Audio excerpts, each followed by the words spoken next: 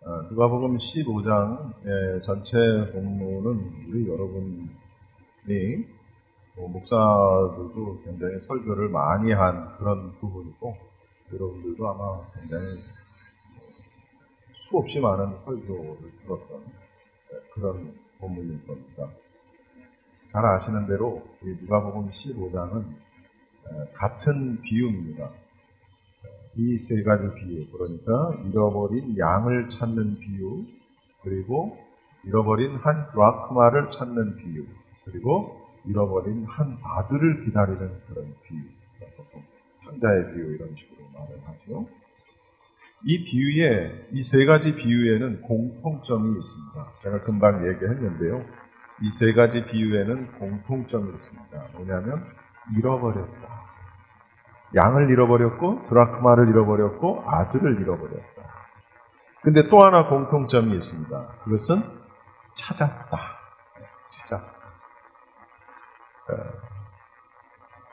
잃어버린 양은 목자가 찾았고, 잃어버린 드라크마는 여인이 찾았으며, 잃어버린 또 아들은 하나님이 찾았다.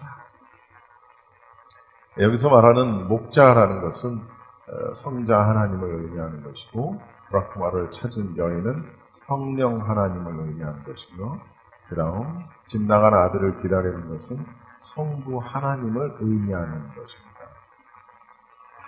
그러니까 잃은 양의 비유는 99마리를 두고 한 마리 잃은 양을 찾아가는 이 비유는 목자가 직접 가서 잃어버린 양을 찾아 나서는 그런 비유죠. 두 번째, 잃은 드라크마라는 건 돈입니다. 하루 노동자의 그 당시 하루 품삯에 비교되는 그런 돈을 이야기합니다. 그 드라크마는 집 안에서 잃어버렸죠. 집 안에서 잃어버린 드라크마를 찾게 되는 겁니다. 그리고 잃어버린 아들, 사실 잃어버렸다기보단 자기가 집을 떠난 것이죠. 이 비유는 그 집을 나간 아들이 돌아오기를 기다리실 뿐이지 직접 아버지가 나가서 그 아들을 찾지는 않습니다. 자, 그러면 하나는 직접 양을 찾아 나서고, 하나는 집 안에서 찾고, 하나는 찾아 나서지 않고 기다리시는 그런 모습들을 볼 때 그 이유는 뭘까? 그 이유는 잃어버린 이유가 다 다르기 때문에 그래요. 이게 바로 성자와 성령과 성부 하나님의 일하시는 방식이 다르다라는 거죠. 오늘 이 누가복음 15장에 나오는 이 세 가지 비유는 잃어버린 이유가 각각 다 달라요. 첫 번째로 잃어버린 양의 비유에서는 양이 문제야. 양이 무지하고 어리석었어요. 그래서 목자의 인도를 잘 따라가면은 전혀 문제될 것이 없었던 그런 상황인데, 그 양이 천방지축, 그 목자의 음성을 듣지 않고 자기 마음대로 다니다가 무리에서 떨어져 나갔고 절벽에 위태롭게 죽음 직전에 몰리게 되는 그런 상황을 보게 되죠. 그러니까 양은 목자의 음성을 듣고 그분만을 따라가야 되는데 그 중요성을 깜빡하고 그만 길을 잃어버린 그런 케이스입니다. 그렇다면 두 번째, 이런 드라크마의 경우에는, 드라크마는 양하고는 다르게 자기가 스스로 집을 나갔거나 떨어져 나간 게 아니잖아요. 사실은 이 드라크마라는 것은 결혼을 앞둔 신부가 그 10개의 드라크마를 모아서 목걸이처럼, 그래서 그 10개의 드라크마가 상징하는 바가 굉장히 큽니다. 그것은 내가 이제 결혼했다, 내지는. 그래서 그 드라크마가 떨어져 나간, 물론 다른 드라크마를 갖다가 채울 수도 있지만 그건 의미가 없는 것이죠. 그래서 그 드라크마 하나를 잃어버렸다라는 것은 그것은 남편에게 굉장한 신뢰고, 그것은 남편의 입장에서는 굉장히 배신감을 느낄 수도 있는 거고 여러 가지 의미가 있습니다. 그런데 이 드라크마는 스스로 떨어져 나가지는 않겠죠, 당연히. 누군가가 그걸 잡아 뜯었거나 어쨌거나 자의가 아닌 타의에 의해서 그 드라크마는 떨어져 나갔을 것이다라는 것이죠. 그러니까 외부적인 어떤 요인에 의해서 떨어져 나간 것을 의미한다는 거예요. 그러니까 자기 스스로가 아니라, 잃어버린 양처럼 자기 스스로가 아니라 다른 누군가에 의해서 죄인이 된 어떤 한 사람을 가리킨다 라는 것이죠. 다른 사람에 의해서 상처를 받아서 떨어져 나간 자를 지칭하는 게 드라크마. 그건 뭐 교회 공동체 안에서도 가능한 일이고, 또는 가족 공동체 안에서도 가능한 일이겠죠. 누군가로부터 상처를 받고 떨어져 나간 경우를 상징하는 그런 것입니다. 그 다음에 우리가 흔히 탕자의 비유라고 얘기하는 잃어버린 아들의 비유는 그 아들의 완악함 때문에 빚어진 비유죠. 왜냐하면 뭐 우리 내용 다 잘 아니까 이 둘째 아들은 처음부터 아버지로부터 독립해서 자기 마음대로 살아보고자 하는 그런 마음이 있었어요. 그래서 자기 아버지의 곁을 떠나갈 목적으로 아직 돌아가시지도 않은 아버지의 유산을 자기 몫을 먼저 챙겨가지고 그걸 돈으로 바꾸고 여러 가지로, 그래서 아버지의 영향력이 미치지 않는 곳으로 도망을 치게 된 겁니다. 자, 이렇게 상황이 다르죠. 근데 이 세 가지 상황 속에 사실 모든 게 다 들어 있습니다. 그렇지 않겠습니까? 아버지의 음성, 목자의 음성을 듣지 않고 천방지축으로 나갔던 그 어린 양의 모습이 우리 안에 있을 수도 있는 거죠. 또는 우리 안에 내 스스로가 아닌 다른 사람에 의해서 상처를 받고 교회를 떨어져 나간 사람들이 있습니다. 저는 제일 안타까운 사람이 그런 부류의 사람인 것 같아요. 저는 제 주변에 있는 지인들, 뭐 한국에 있을 때도 마찬가지고 여기서도 마찬가지고, 자기도 옛날에 교회를 다녔었다. 근데 누구 때문에, 뭐 목사 때문에, 장로 때문에, 집사 때문에, 누구 때문에 교회를 떠났다. 이런 얘기, 여러분도 아마 주변에 그런 얘기 들어보셨을 거예요. 저는 그런 얘기를 하는 사람을 보면 참 불쌍해요. 물론 이해는 하죠. 우리가 무슨 하나님을 직접 모습으로 대면해서 뭘 하는 게 아니잖아요, 사실은. 결국은 교회 안에서나 어디에서나 이렇게 대면 사람들을 만나서 사람들과의 관계 속에서 공동체가 이루어져 가고 그 속에서 믿음이 성장하는데, 어느 누구의 어떤 그릇된 모습 혹은 행동, 그릇된 말, 그래서 나의 상처를 건드리거나 나를 아프게 하거나 기분 상하게 하거나 하는 이런 어떤 행동을 했을 때 거기에 실망을 해서 하나님을 떠나는 거예요.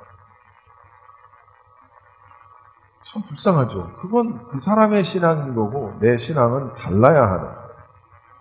여기 지금 앉아 계신 여러분 모두 잘 들으세요. 다른 누군가에 의해서 내가 떨어져 나갈 수도 있다. 근데 그것만큼 어리석은 거예요. 그러나 그럼에도 불구하고 그 잃어버린 한 드라크마를 여인은 찾기 위해서 애를 씁니다. 그게 성령님의 사역이라는 거죠. 또한 우리 가운데 그럴 일은 없겠습니다만은 재산을 타내서 재산을 가지고 나가서 한번 마음껏 내 마음대로 한번 살아보겠다라고 나갔던 그런 아들의 모습이 우리 안에 물론 있을 수도 있겠죠.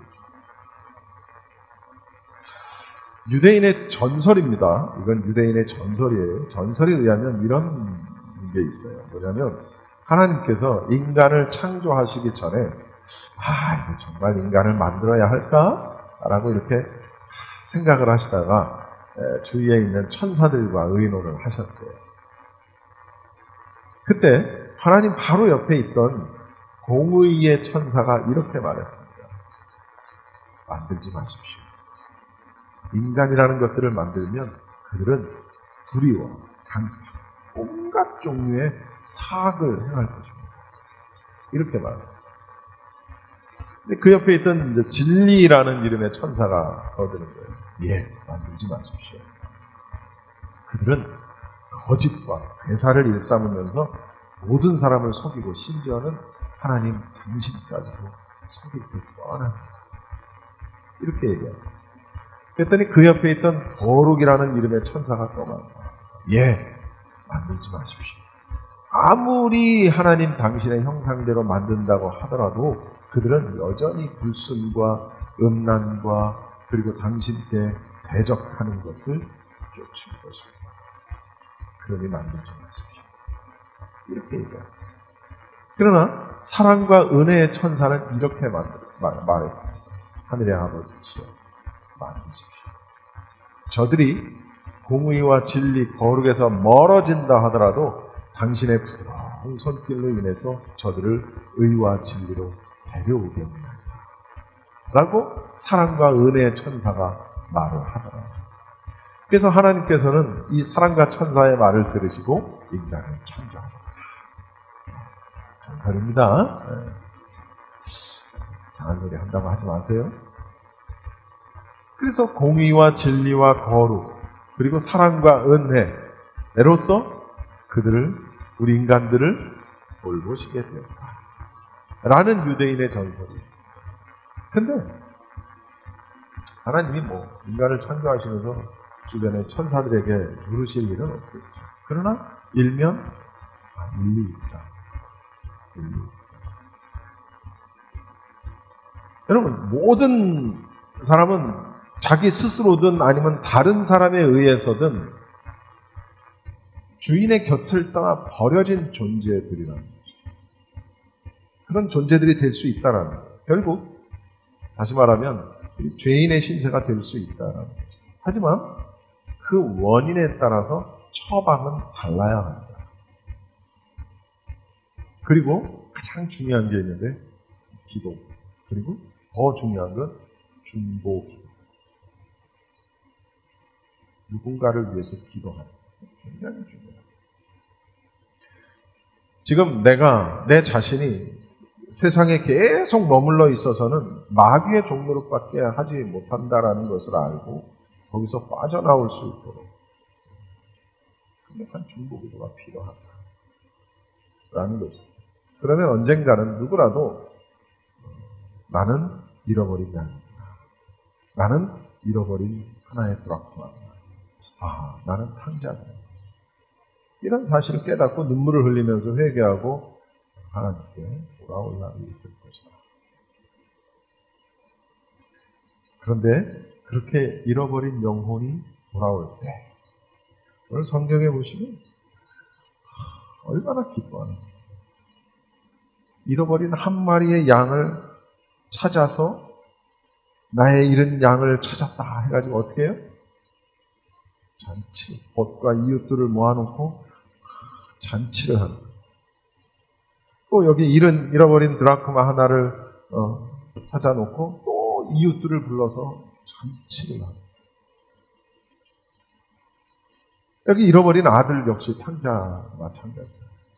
소 잡고 양 잡고 이웃들을 불러서 잔치를 하는 거예요. 하나님 입장에서는 잃어버린 한 명의 영혼이 돌아올 때 이렇게 하늘에서는 잔치를 벌인다. 오늘 찬양 하나 준비를 한 게 있는데 예수님 기뻐 춤을 추시네 열방이 기뻐 노래할 때 잃어버린 영혼 돌아올 때 하는 그 찬양이 있어요. 이게 옛날에 아주 불렀던 찬양인데 너무 오랜만에 불러보는데 우리 그 찬양 한번 같이 해봅시다. 네, 지금 같이 해요.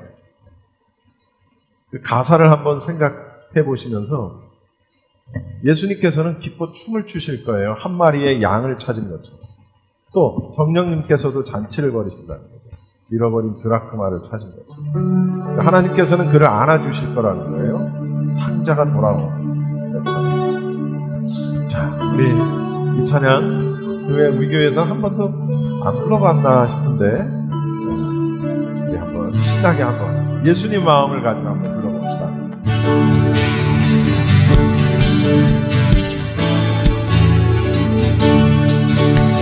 예수 이름이 온 땅에 퍼져가네. 잃어버린 영혼 예수 이름 그 이름 듣고 돌아오네. 예수님 기뻐 노래하시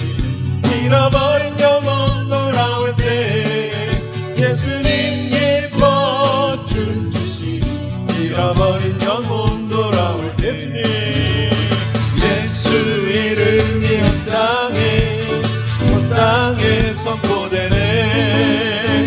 하나님의 나라 열방 중에 임하시네. 하나님 기뻐 노래하시 열방이 주께 돌아올 때 하나님 기뻐 춤추시 열방이 주께 돌아올 때 예수 이름이 온 땅에 퍼져가네. 잃어버린 영혼 예수 이름 듣고 돌아오네. 예수님 기뻐 노래하시 잃어버린 영혼 돌아올 때 예수님 기뻐 춤추시네. 잃어버린 영혼 돌아올 때 다시 한번 예수 이름이 온 땅에 선포되네.